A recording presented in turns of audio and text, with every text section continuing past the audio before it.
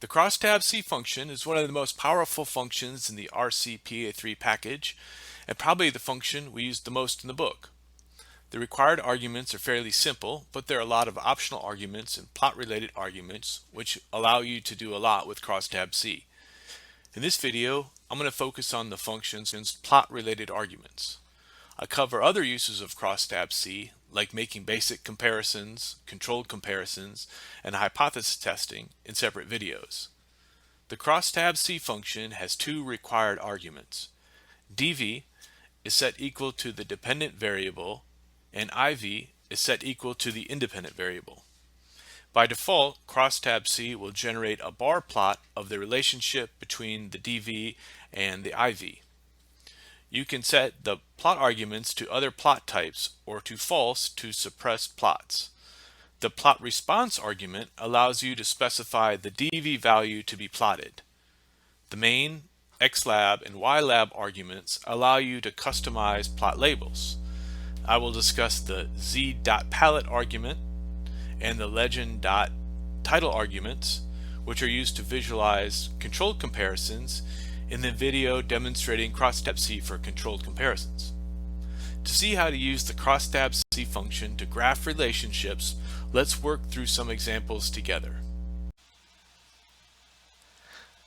Okay, let's use the cross-tabC function to plot the relationship between two categorical variables. Before the video started, I've already installed the RCPA3 package and used the library command to load it in this session, and I typed out a basic cross-tabC command which will give us a cross-tabulation, the relationship between NES respondents' opinion on an assault rifles ban and their party identification. And I've used the W option to identify the variable in the NAS dataset used to weight observations. That will make our results more nationally representative, and I think this is a substantively interesting relationship, so I want to try to make it as accurate as possible. Let's give this a run and take a look at the basic results that we get. Okay, so we've got a cross-tabulations breaking over, and then it gives us this note that we didn't identify which value to plot, so the default cross-tabC will plot the first response value, favor a great deal. And so we get a bar plot showing the percentage of respondents who favor a great deal the assault rifles ban by category of party ID, Democrats. We don't see the label here, but the second is independents, and the third is Republicans. You can slide over the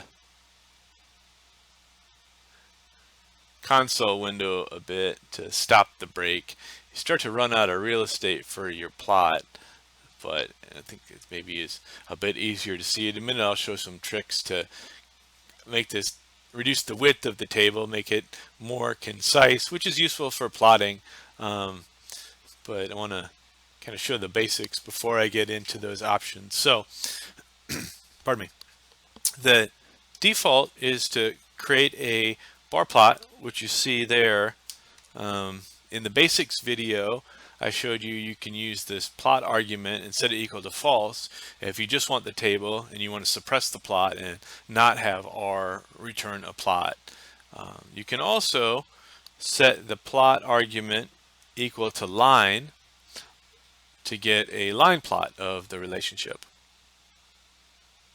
So I'll give that a run. I should get the same table but get a new plot.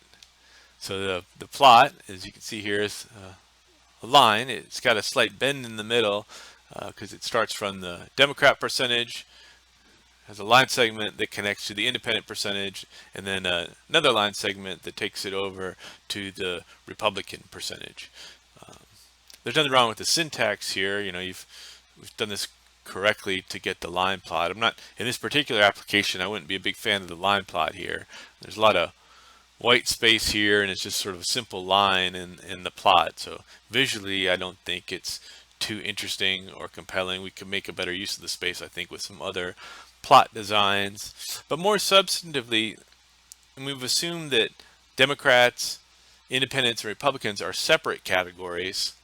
but the line is connecting them. They're separate, but the line is connecting things that should be separate. So if they're separate, there maybe is not a connection or like a smooth line, or a transition between the two categories. They're really separate categories, and the bar plot makes that more clear that they're separate because you got separate bars. But the line suggests that these are ordered, or there's values in between. So I think that aspect of it is misleading. But the syntax, there's nothing wrong with that. To create a line plot, plot equals line. The other option is a mosaic plot. Mosaic. So if we change plot to mosaic and run it, we'll get the same table, but a new style of plot. So the mosaic plot is somewhat similar to the bar chart. You can see like at the bottom here, we got basically a bar chart of the oppose a great deal category. 1, 2, 3. But then all the other categories are plotted as well. Let me show you this in the export window. That should create a little more room to see that. So we've got the columns, a column of tiles for each of the independent variable categories, and then within each column you see the full range, the full run of dependent variable values. So like in the Democrats column, we have seven different tiles here, and then the size of the tiles is proportional to the percentage of respondents in each category. So we've got 21 tiles in total, and this is kind of an interesting plot to look at. It shows how the responses are distributed within each category and vary between category. You not only see how one response value changes, you see how all the response values change. In this case, it is somewhat interesting. We know that the percentage who strongly oppose increases from left to right, and the percentage that favor strongly decreases from left to right. But I notice this interesting change where the neutral category increases from left to right as well. So that is this change in the neutrals.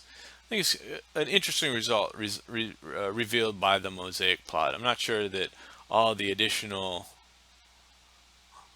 items on the plot make the mosaic plot worthwhile, but that would be a judgment call depending on the purpose of the research and what you're trying to show with the plot. And this plot has some issues you might see along the y-axis here, and I'll show you with some additional plot-related arguments how you can address the labels and other things you might do to fine-tune and improve a plot like this, or the line plot or the bar plot.